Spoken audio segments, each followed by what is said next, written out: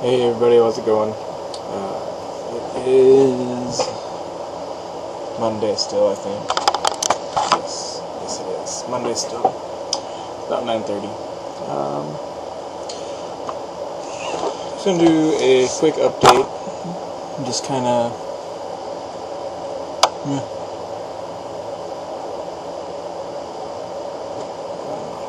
Been doing a lot of thinking lately, and because that's what you got to do.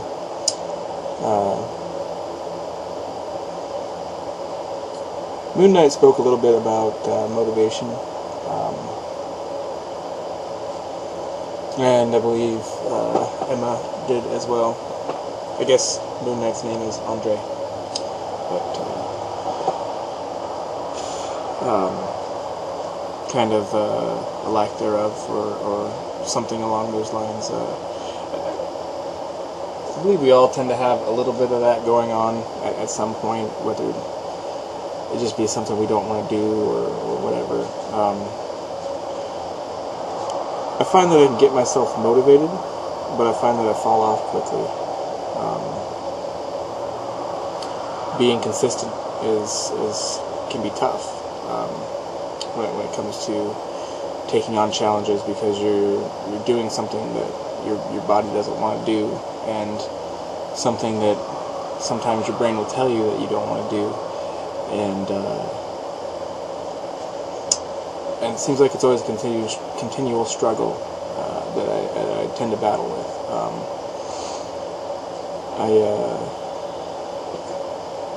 I've noticed lately that I've kind of had a lot of ups and downs as far as like get motivated to do something, and then I'll do it, and then I'll stop doing it, and then I'll get motivated to do something, and it's continual on and on, and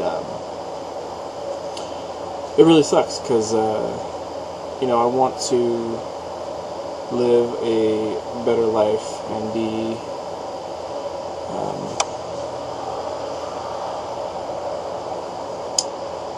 more consistent, make plans that do last.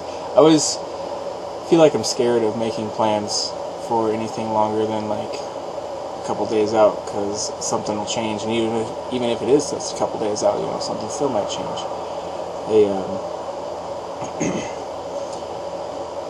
I felt like that a lot with every girlfriend I've been with. It's like I wouldn't want to make plans for too far off, because you never know what's going to happen, and then you're stuck thinking about these plans that you made with this person, and then all of a sudden that's not happening, and so I tend to avoid that when I have a girlfriend. I'm currently single, obviously, but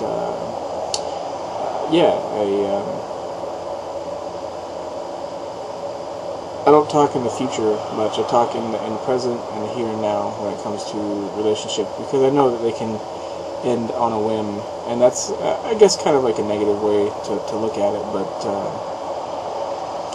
I mean at some point it is kind of true, and maybe that harkens to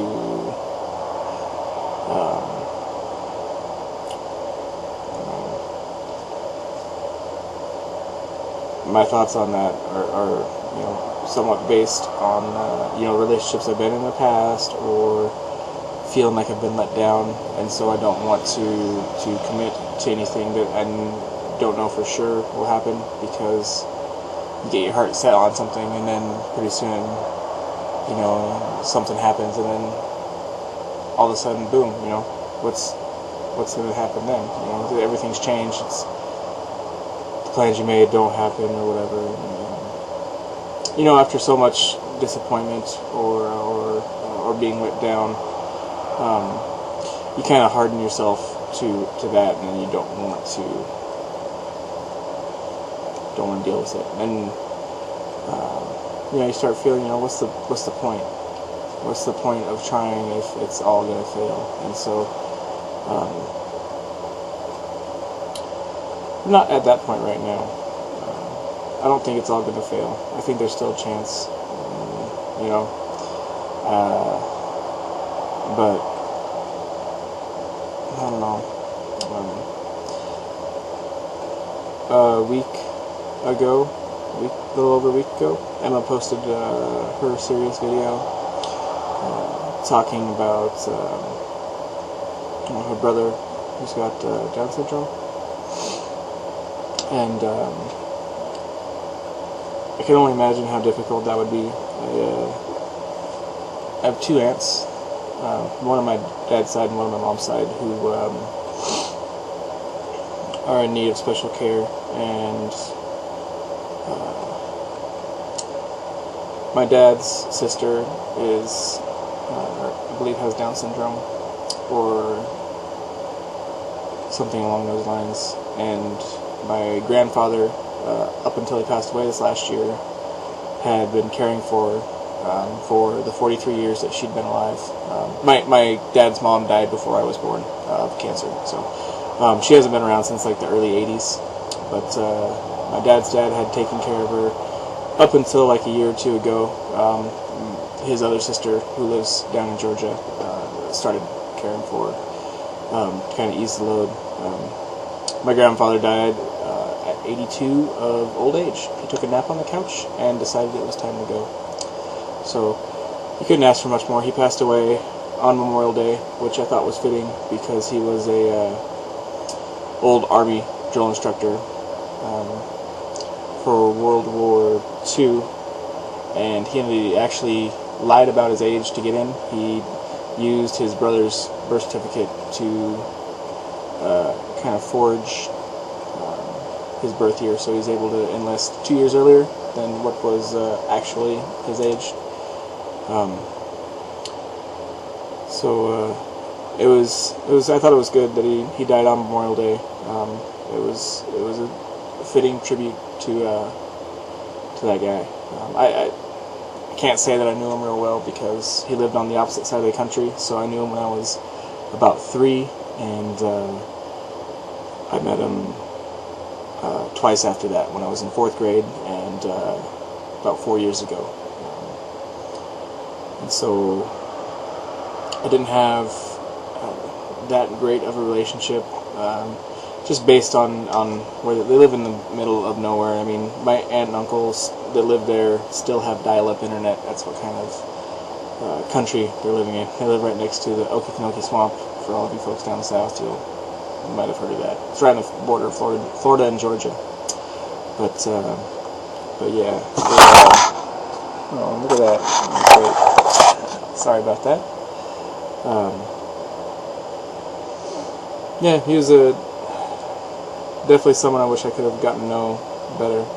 At least have had a couple good conversations with him that were more than on the phone in between talking to my dad, and my other siblings. And then, while I'm at it, I'll just tell you, last year was probably the worst year of my life. My grandfather died on my dad's side. My grandmother died on my mom's side. She about 12 years ago, she had a brain tumor, and luckily they were able to do surgery, and they were able to remove it, and she was fine for about 10 years. And a couple of years ago, she started getting real sick again, and ended up getting a brain tumor that was inoperable, and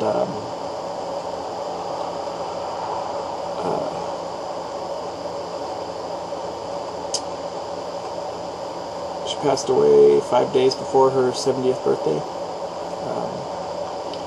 She smoked when she was younger. She smoked from the time she was like 14 to about when she was,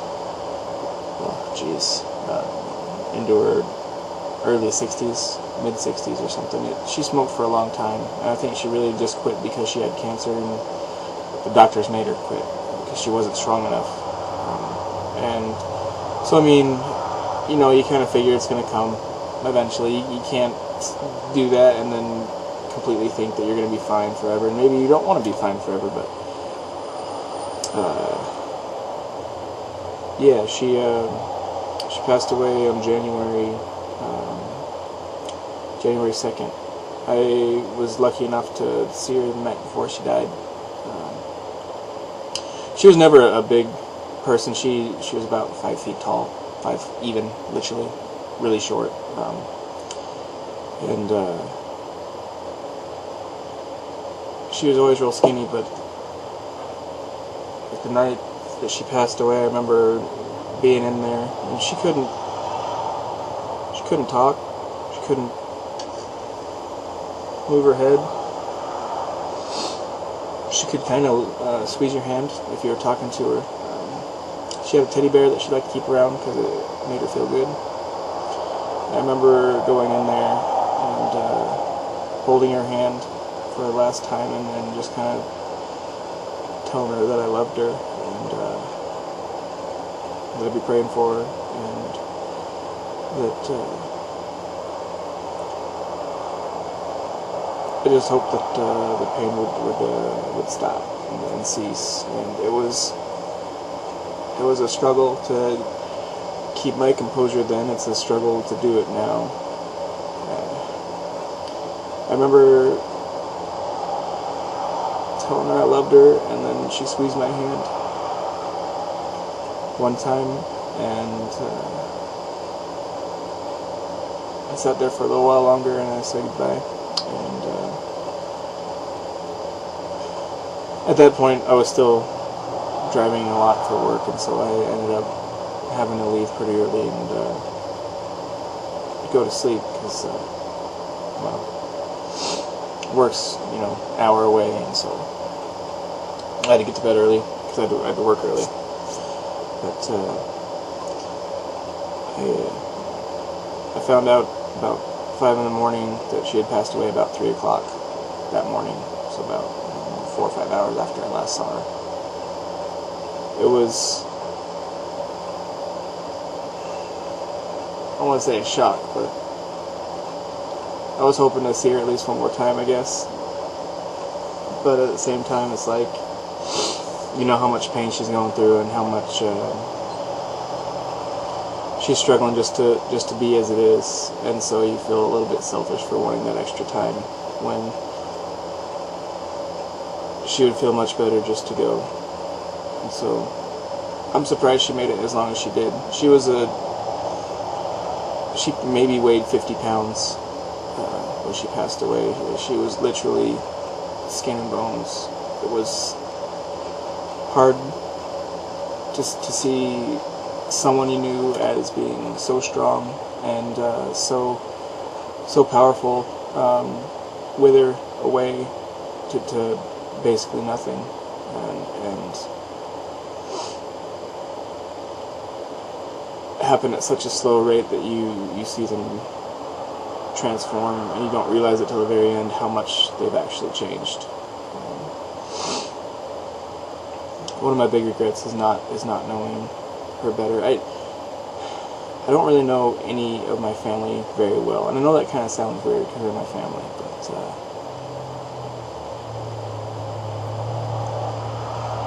I'll give you a for instance.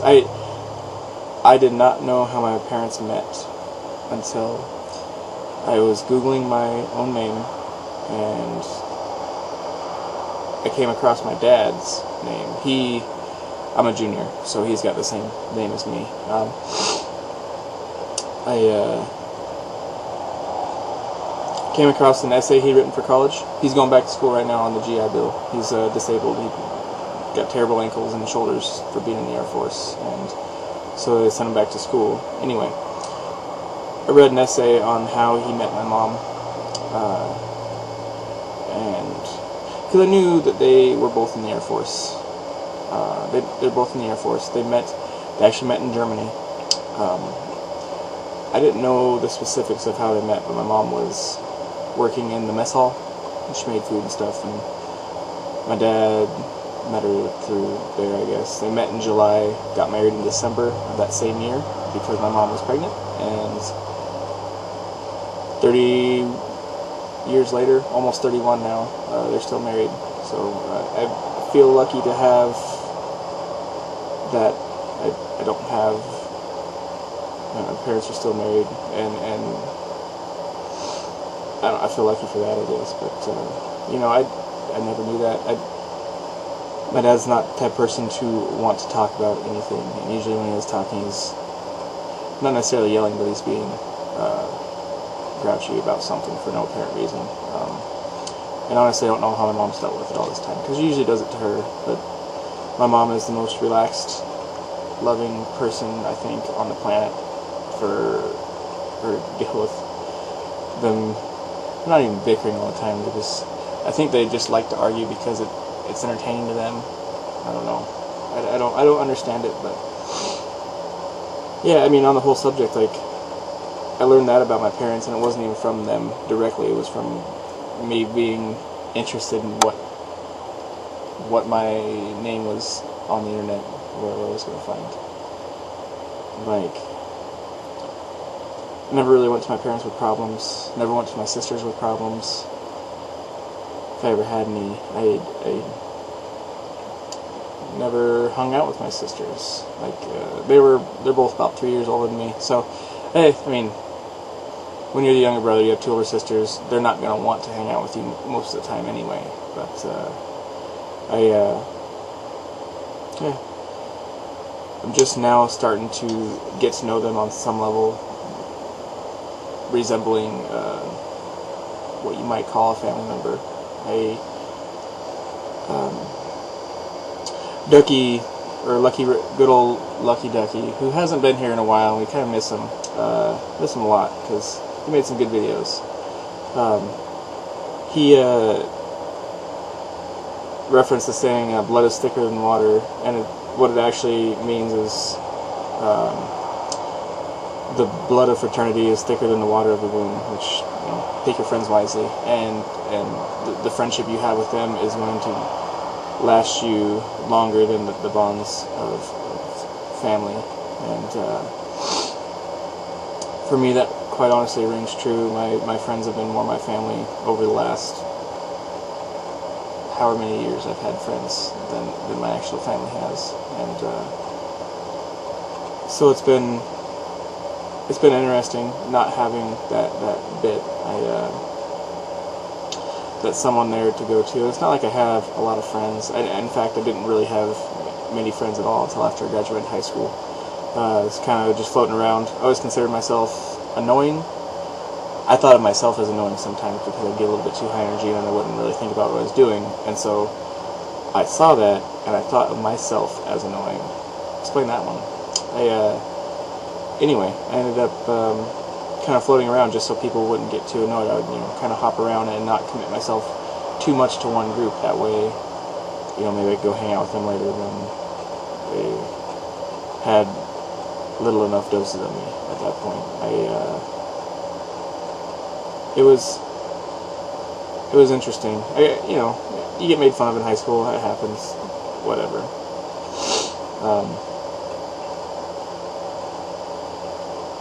But it's like, I don't know, just never fit in. I always consider myself the black sheep of the family anyway, and I kind of feel like the black sheep of my close group of friends, and even now, like, I have an awesome group of friends, but at the same time, it's like, I don't feel like I really belong all the time. And so it's I think it's somewhat of a self-complex that I impose on myself, because a lot of those guys I've known for, over half my life, from youth group and then just growing up and then meeting other people and then kind of becoming part of our group. We have like a group of about 12 regulars that hang out on a fairly regular basis. Yeah, it's even now it's like I have different groups of friends that all kind of rotate between. I don't know if it's because I get bored of hanging out with people or it's just because I still feel the same way about I just don't want to overstay my welcome. Maybe it's a little bit of both. I don't know. But, yeah. I mean, oh boy. 19 minutes of me rambling about myself. Hey, I'm not making this for any other reason, and I'd like to tell somebody else about it, and you don't even have to watch the whole thing, because it's 20 minutes, and that's a long damn time for you guys to sit there and stare at my ugly mug. So, don't worry about it if you don't.